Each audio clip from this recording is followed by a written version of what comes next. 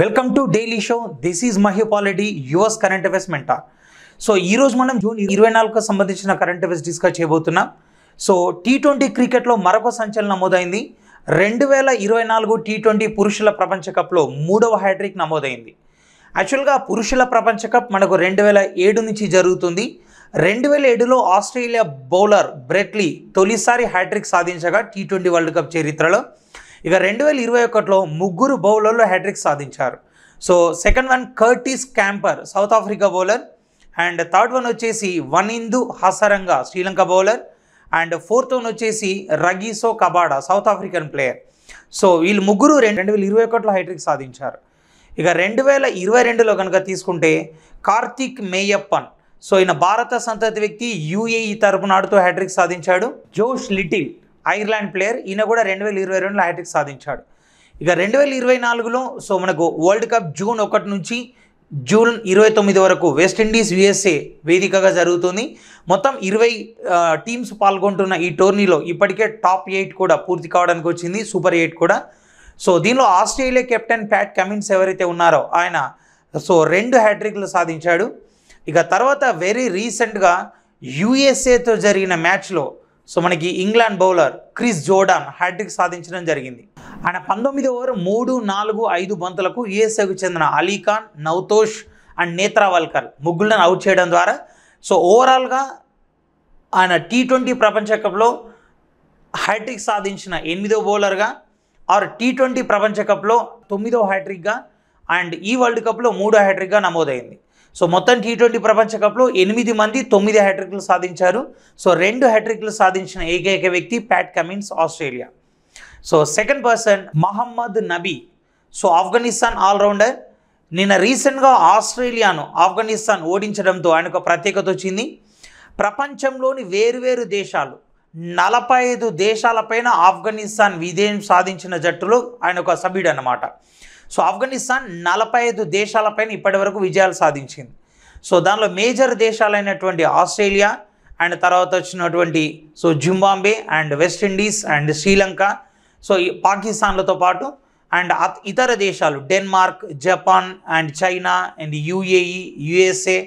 So ఇలాంటి సుమారు కాదు, పర్టికులర్గా 45 దేశాలపైన విజయం సాధించిన జట్టులో సభ్యుడిగా ఉన్నాడు. ప్రపంచంలో ఏ క్రికెటర్ కూడా 45 దేశాలపైన విజయం సాధించిన జట్టులో సభ్యుడిగా లేడు. ఆయన ఒకరే, Mohammad Nabi, Afghanistan.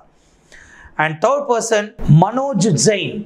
So Manoj Jain so Bharat Electronics లిమిటెడ్కి మనోజ్ జైన్ భాను ప్రకాష్ శ్రీవాస్తవ స్థానంలో 2024 జూన్ 20న భారత్ ఎలక్ట్రానిక్స్ లిమిటెడ్కి నూతన మేనేజింగ్ డైరెక్టర్ కమ్ చైర్మన్ నియమించబడ్డాడు. సో భారత్ ఎలక్ట్రానిక్స్ లిమిటెడ్ 1954లో బెంగళూరు కేంద్రంగా స్థాపించబడింది. ఈ బెంగళూరులోనే ఇండియన్ ఇన్స్టిట్యూట్ ఆఫ్ సైన్స్ కూడా ఉంటుంది, కాబట్టి బెంగళూరును సైన్స్ సిటీ అంటారు. అండ్ ఇక్కడే ఇండియన్ స్పేస్ రీసెర్చ్ ఆర్గనైజేషన్ కూడా ఉంటుంది, కాబట్టి బెంగళూరుని స్పేస్ సిటీ అంటారు. ఇది కాకుండా electronic city of India, silicon city of India and తర్వాత వచ్చేసి గార్డెన్ సిటీ ఆఫ్ ఇండియా ఇలాంటి పేర్లతో పిలుస్తుంటారు. బెంగళూరు నగర నిర్మాత కెంపెగౌడ, అందుకే బెంగళూరు ఎయిర్పోర్ట్ని కెంపెగౌడ అంతర్జాతీయ విమానాశ్రయం అంటారు. సో రీసెంట్గా యునెస్కో వాళ్ళు అందించే ప్రిక్స్ వెర్సైల్స్ అవార్డ్ అనేది డిజైన్ రంగంలో ఇస్తారు. ఇది బెంగళూరులోని కెంపెగౌడ అంతర్జాతీయ విమానాశ్రయం టెర్మినల్ 2కు లభించింది. ఇది అత్యుత్తమ డిజైన్తో నిర్మించినందుకు గాను. ఇక వెరీ రీసెంట్గా కర్ణాటక అసెంబ్లీ కర్ణాటకలో ఉన్న 4 విమానాశ్రయాల పేర్లు మార్చడం జరిగింది. హుబ్బల్లి ఎయిర్పోర్ట్ని క్రాంతివీర సంగోలి రాయన్న ఎయిర్పోర్ట్గా, అండ్ బెలగావి ఎయిర్పోర్ట్ని సో కిత్తూరు రాణి చెన్నమ్మ ఎయిర్పోర్ట్గా, అండ్ శివమొగ్గ ఎయిర్పోర్ట్ని రాష్ట్రకవి కేవి పుట్టప్ప ఎయిర్పోర్ట్గా, అండ్ బీజాపూర్ ఇప్పుడు విజయపూర్ అంటున్నాం కదా ఆ ఎయిర్పోర్ట్ని సో జగజ్యోతి బసవేశ్వర్ ఎయిర్పోర్ట్గా పేర్లు మార్చడం జరిగింది. అలాగే ఉత్తరప్రదేశ్లో శ్రీ మర్యాద పురుషోత్తం ఎయిర్పోర్ట్ ఏదైతే ఉందో సో దాన్ని వాల్మీకి ఎయిర్పోర్ట్గా మార్చారు కదా. సో దానికి రీసెంట్గా డీజీసీఏ 5 సంవత్సరాల లైసెన్స్ కూడా పొడిగించడం జరిగింది ఇంటర్నేషనల్ ఎయిర్పోర్ట్గా. అండ్ హర్యానా, పంజాబ్లో ఉమ్మడి రాజధాని చండీగఢ్లో ఉన్నటువంటి చండీగఢ్ ఎయిర్పోర్ట్ పేరుని షహీద్ భగత్ సింగ్ అంతర్జాతీయ విమానాశ్రయంగా పేరు మార్చారు. నెక్స్ట్ వన్ సకిని రామచంద్రయ్య, 2022లో పద్మశ్రీ అవార్డు పొందిన తెలంగాణ వ్యక్తి. భద్రాద్రి కొత్తగూడెం జిల్లా మణుగూరు మండలం కూనవరం అనే గ్రామానికి చెందిన సకిని రామచంద్రయ్య గారు సో 2024 జూన్ 23న మరణించడం జరిగింది. ఈయన కోయ అంటే గిరిజన వ్యక్తి అండ్ కోయ భాష లిపి కోసం పరిరక్షణ ఉద్యమంలో పాల్గొన్నాడు. అండ్ సమ్మక్క సారాలమ్మ జీవిత చరిత్రను డోలు వాయిస్తూ ఈయన పాటల ద్వారా వాళ్ళ గొప్పతనాన్ని ప్రపంచవ్యాప్తంగా పరిచయం చేసిన వ్యక్తి. అందుకే 2022లో ఇతని కేంద్ర ప్రభుత్వం పద్మశ్రీ అవార్డుతో సత్కరించడం జరిగింది. నెక్స్ట్ బేగం ఖలీదా జియా. మనకు వెరీ రీసెంట్గా అంటే 2024 జూన్ 21వ తేదీల్లో బంగ్లాదేశ్ ప్రధాని షేక్ హసీనా భారత్ను పర్యటించారు కదా. ఆమె 2024 జనవరి పార్లమెంట్ ఎన్నికల్లో గెలుపొందడం ద్వారా వరుసగా 4వసారి ఓవరాల్గా 5వసారి బంగ్లాదేశ్ ప్రధానికి ఎంపికారు. ఆ బంగ్లాదేశ్లో ఉన్న షేక్ హసీనాతో పాటు మరో ప్రతిపక్ష పార్టీ ఉంది. అదే బంగ్లా నేషనలిస్ట్ పార్టీ, దాన్ని BNP అంటాం. ప్రస్తుత ప్రధాని Sheikh Hasina party Awami League party. Begum Khaleda Zia Bangla National Party. ఈమె గతంలో 2 సార్లు కూడా బంగ్లాదేశ్కు ప్రధానిగా పనిచేసింది. 1991 నుంచి 96 వరకు అండ్ 2001 నుంచి 6 వరకు ప్రధానిగా పనిచేయడం జరిగింది. అయితే గత కొద్ది రోజులుగా అవినీతి ఆరోపణలతో జైలు జీవితం గడుపుతున్న బేగం ఖలీదా జియా ఆరోగ్య పరిస్థితి క్షీణించింది కాబట్టి ఆమెను జైలు నుంచి ఇంటికి తరలించి హౌస్ అరెస్ట్ రూపంలో ఉంచుతున్నారన్నమాట. బట్ ఆరోగ్యం క్షీణించడంతో రీసెంట్గా ఢాకాలోని ఒక ఆసుపత్రికి తరలించారు. షేక్ హసీనాని నిరంకుశంగా ప్రతిపక్షాలను అనగదొక్కుతుంది అని ప్రతిపక్షాలు అంటుంటే షేక్ హసీనా గొప్పతనం ముందు లేదా మాకున్న పాపులారిటీని తట్టుకోలేక రకరకాల కొర్రీలు పెడుతూ ప్రతిపక్షాల ఎన్నికలు బహిష్కరిస్తున్నాయి అని కూడా చెప్పడం జరిగింది. ఏపీకి సంబంధించిన అంశాలు కనుక చూస్తే మేజర్గా 2 ఉన్నాయి. దిశ యాప్ పేరును ప్రభుత్వం మార్చింది, దిశ యాప్. ఇక్కడ ఇష్యూ ఏంటంటే మనకు 2019 నవంబర్ 27న హైదరాబాద్ లో దిశ ఆర్ ప్రియాంక రెడ్డి అని ఒక వెటర్నరీ డాక్టర్ హత్య జరిగింది.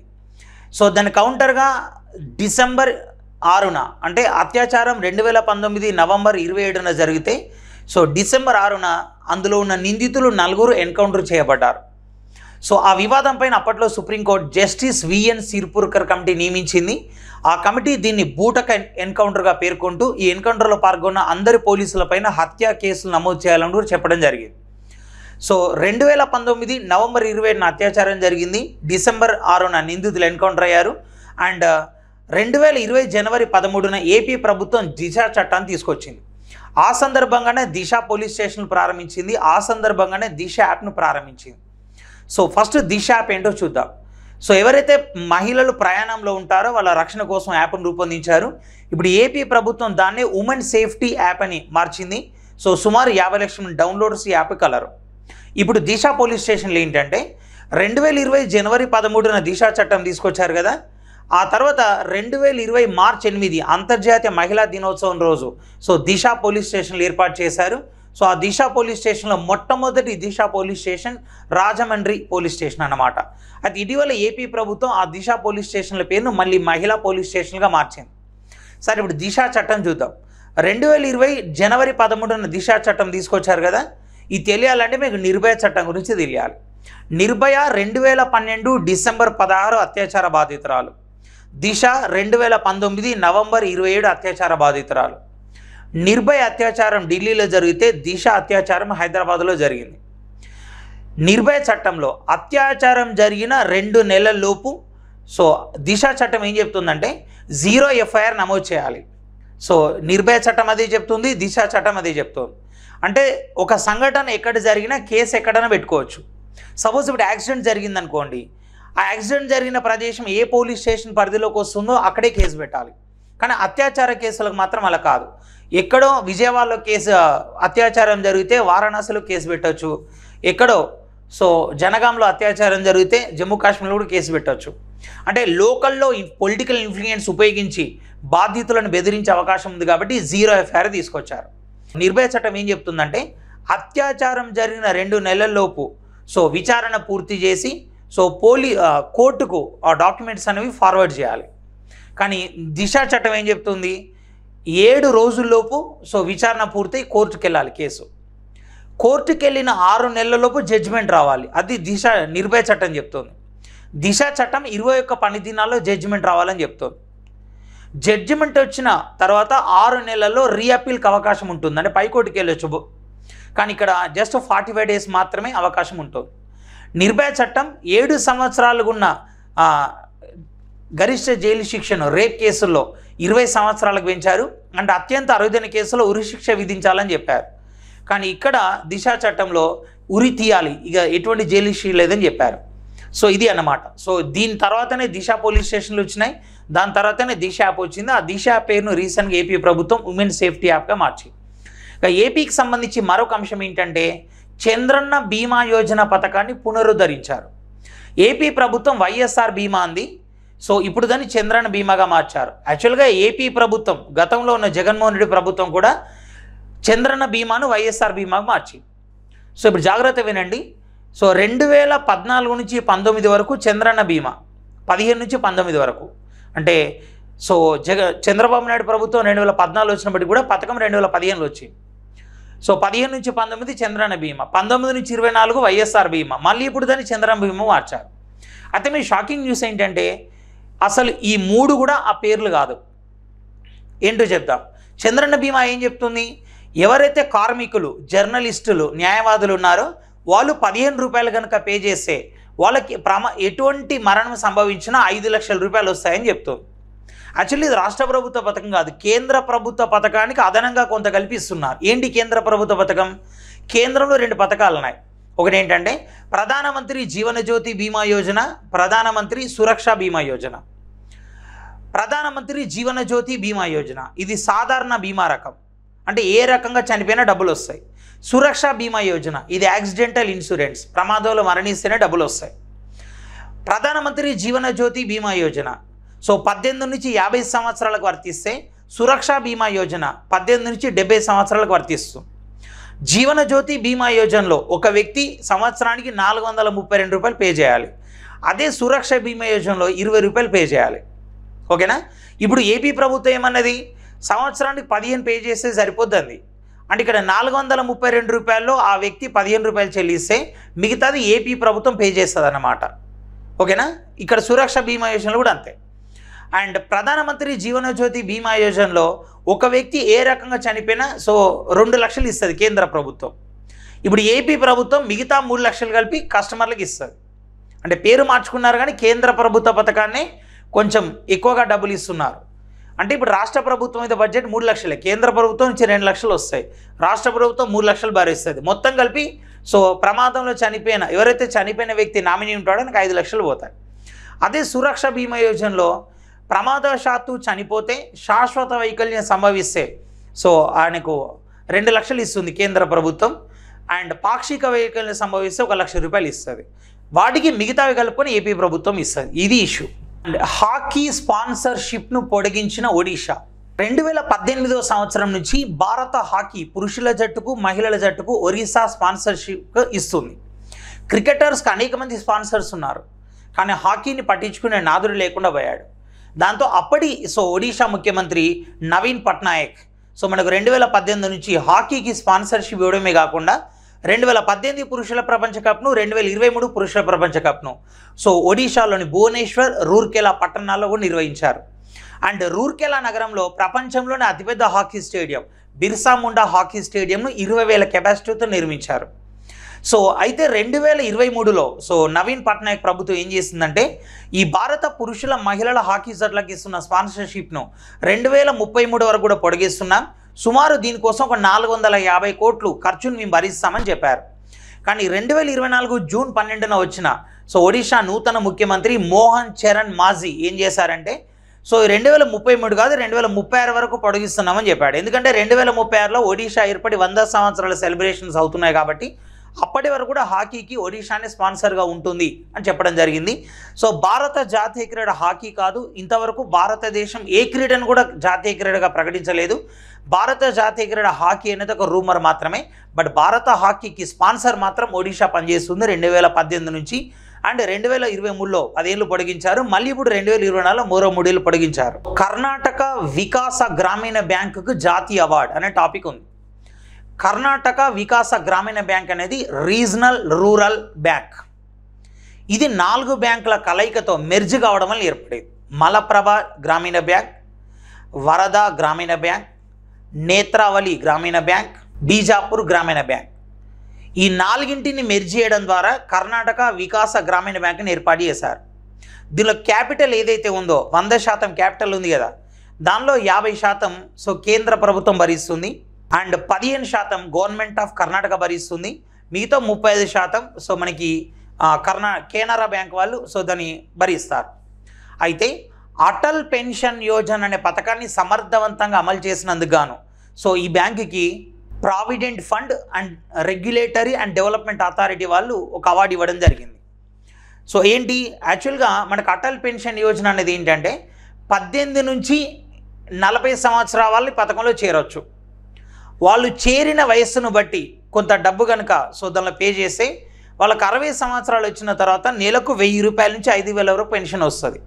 అంటే వాళ్ళు ఎక్కువ పే చేస్తే ఎక్కువ పెన్షన్ వస్తుంది, తక్కువ పే చేస్తే తక్కువ పెన్షన్ వస్తుంది. అంటే 18 నుంచి 40 వరకు ఏ వయసులోనైనా చేరొచ్చు. ఎంత పెన్షన్ కావాలనే దాన్ని బట్టి ఎంత ప్రీమియం కట్టాలనేది అప్పుడే ఉంటుందన్నమాట.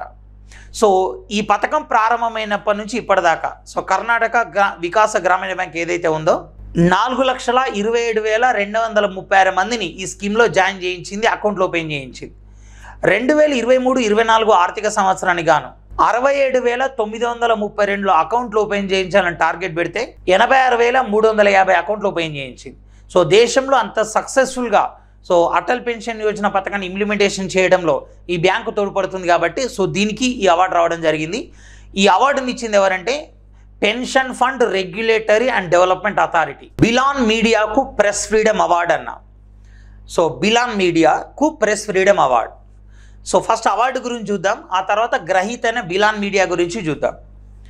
సో ప్రెస్ ఫ్రీడమ్ అవార్డు అనేది ఏదైతే ఉందో మనకి వన్ వరల్డ్ మీడియా అనేది అందజేస్తుంది. ఇది యూకేకు చెందిన ఒక నాన్ ప్రాఫిట్ ఆర్గనైజేషన్. ఎవరైతే రిపోర్టింగ్లో అత్యంత ధైర్య సాహసాలు చూపిస్తారో వాళ్ళకి అవార్డు వస్తుంది. ఈ అవార్డు 2024 సంవత్సరానికి గాను సోమాలియా కేంద్రంగా పనిచేస్తున్న బిలాన్ మీడియాకు వచ్చింది. BILAN బిలాన్ మీడియాకు వచ్చింది. బిలాన్ మీడియా 2021లో యునైటెడ్ నేషన్ డెవలప్మెంట్ ప్రోగ్రామ్ సహకారంతో ఏర్పడింది. ఇది పూర్తి మహిళల ఆధ్వర్యంలో నడుస్తుంది. సో దీనికి UNDP ఏర్పాటు చేసింది, వాళ్ళే రన్ చేస్తున్నారు. కానీ సో దీనికి 2024 నుంచి యూరోపియన్ యూనియన్ వాళ్ళు కూడా కొంత స్పాన్సర్షిప్ చేస్తున్నారు. ఈ బిలాన్ మీడియా అనే సంస్థ UNDP ఆధ్వర్యంలో ఏర్పడింది కదా, దీన్ని సోమాలియా రాజధాని మొగదీషులో ఉన్నటువంటి దల్సాన్ మీడియా గ్రూప్ రన్ చేస్తుంది. సో సోమాలియా పూర్తి ఉగ్రవాద సంస్థల ఆధ్వర్యంలో నడుస్తున్న దేశం. అలాంటి దేశంలో మహిళలు రన్ చేస్తున్న మీడియా అత్యంత ధైర్యవంతంగా రిపోర్టింగ్ చేయడం అనేది ఒక ప్రాముఖ్యత అంశం అన్నమాట. FDAలపై UNCTAD అన్క్లాడ్ నివేదిక అన్నాం. సో ఫస్ట్ ఇక్కడ UNCTAD అంటే చూద్దాం. ఇది 1964లో జెనీవా కేంద్రంగా ఏర్పడ్డ United nations conference on trade and development అని చెప్తా. సో ఈ సంస్థ విదేశీ ప్రత్యక్ష నిధులు ఒక దేశంలోకి ఏ విధంగా వస్తున్నాయి అండ్ ఒక దేశం నుంచి వేరే దేశాలకు పెట్టుబడులు ఏ విధంగా వెళ్తున్నాయి అని 2 వేర్వేరు ర్యాంకింగ్స్ ఇచ్చిందన్నమాట. FDI అంటే ఏంటి? Foreign direct investment. మనకు పెట్టుబడులు 2 రకాలు ఉంటాయి, FII, FDI. FII అంటే ఫారిన్ ఇన్స్టిట్యూషనల్ ఇన్వెస్ట్మెంట్, దీన్నే విదేశీ పరోక్ష పెట్టుబడి అంటాం. సో అండ్ నెక్స్ట్ వచ్చేసి ఫారిన్ డైరెక్ట్ ఇన్వెస్ట్మెంట్ అంటే విదేశీ ప్రత్యక్ష పెట్టుబడి. సో ఒక దేశానికి విదేశీ ప్రత్యక్ష పెట్టుబడులు ఎక్కువగా వస్తే ఆ దేశ ఆర్థిక వ్యవస్థ సమర్థవంతంగా ఉంటాం. ఇప్పుడు ఏ దేశానికి ఎన్ని బిలియన్ అమెరికన్ డాలర్స్ వచ్చినాయి అని ఫస్ట్ USA అంటే ఎక్కువ విదేశీ పెట్టుబడులను ఆకర్షిస్తున్న దేశాలు అన్నమాట ఇవి. First USA, 2 China, 3 Singapore. యాక్చువల్గా 2022లో మన 8వ స్థానంలో ఉంటే 2023కి వచ్చేసరికి 15వ స్థానానికి పడిపోయాను. సో ఇండియా 15వ స్థానంలో ఉంది. ఓకే, అంటే మన దేశానికి విదేశీ ప్రత్యక్ష పెట్టుబడులు తగ్గాయి. అదే మన దేశం నుంచి వేరే దేశం పెట్టుబడులు పెరిగాయి. ఇప్పుడు వేరే దేశాలకు పెట్టుబడులు ఎక్కువగా అందిస్తున్న దేశాల ర్యాంకింగ్లు కనుక చూస్తే అంటే అవుట్ఫ్లో కనుక చూస్తే so first USA, 2 Japan, 3 China. So India వచ్చేసి ఏంటంటే 20వ స్థానం. గతంలో 23 ఉండేది, ఇప్పుడు 20వ స్థానానికి వచ్చింది. అంటే మన దేశానికి వస్తున్న పెట్టుబడులు తగ్గాయి కానీ మన దేశం నుంచి వెళ్తున్న పెట్టుబడులు పెరిగాయి. సో దీన్ని United nation conference on trade and development అనే సంస్థ రూపొందించింది. సో ఈరోజు మనకు 18వ లోక్సభ సో ప్రారంభమైంది. ఈ సమావేశాలు జూన్ 24 నుంచి జూలై 3 వరకు జరుగుతాయి. సో ఈరోజు లోక్సభ ప్రథమ స్పీకర్ అయినటువంటి భర్తృహరి మహతాబ్చే, ఈయన ఒడిశాకు చెందిన BJP నేత. సో గతంలో ఉత్తమ పార్లమెంటరీ అవార్డు వచ్చింది. సో ఆయన చేత ద్రౌపది ముర్ము సో గౌరవ రాష్ట్రపతి ప్రమాణ స్వీకారం చేయిస్తారు. సో ప్రోటెం స్పీకర్ ప్రమాణ స్వీకారం చేసిన తర్వాత సో మనకి మొదటిసారి ప్రధాని మోడీ చేత ప్రమాణ స్వీకారం చేయిస్తారు. ఆ తర్వాత ప్రధాన ప్రతిపక్ష పార్టీ కనుక తమ ప్రతిపక్ష నేతను ఎన్నుకుంటే ఆయనతో ప్రమాణ స్వీకారం చేయిస్తారు, లేకపోతే కేంద్ర మంత్రుల చేత ప్రమాణ స్వీకారం చేయిస్తారు. ఈరోజు అంటే జూన్ 24న 280 మంది, సో మిగతా వాళ్ళు తర్వాత రోజు ప్రమాణ స్వీకారం చేస్తారు. సో ప్రమాణ స్వీకారం చేసిన తర్వాత స్పీకర్ పదవి కోసం సో ఎన్నిక జరుగుతుంది, నామినేషన్లు స్వీకరిస్తారు. ఒకరే కనుక నామినేషన్ సబ్మిట్ చేస్తే ఆయన ఏకగ్రీవంగా ఎన్నికవుతాడు. సో లేకపోతే పోటీ జరుగుతుంది. స్పీకర్ ఎన్నిక జూన్ 26న జరుగుతుంది. జూన్ 27న రాష్ట్రపతి ఇరు సభలను ఉద్దేశించి ప్రసంగిస్తాడు. అయితే జూలై 3న సమావేశాలు ముగిసిన తర్వాత జూలై 22 నుంచి వర్షాకాల సమావేశాలు ప్రారంభమవుతాయి. సో మొత్తం మనకి 544 మంది సభ్యులతో సమావేశం కావడం, సభ నడవడం ఇదే చివరిసారి. ఎందుకంటే నెక్స్ట్ లోక్సభ ఎన్నికలకి సో నియోజకవర్గాల పునర్విభజన జరగబోతుంది, నియోజకవర్గాలు పెరగనున్నాయన్నమాట. సో ఇది ఈరోజు కరెంట్ అఫైర్స్. మీకు thank you, all the best.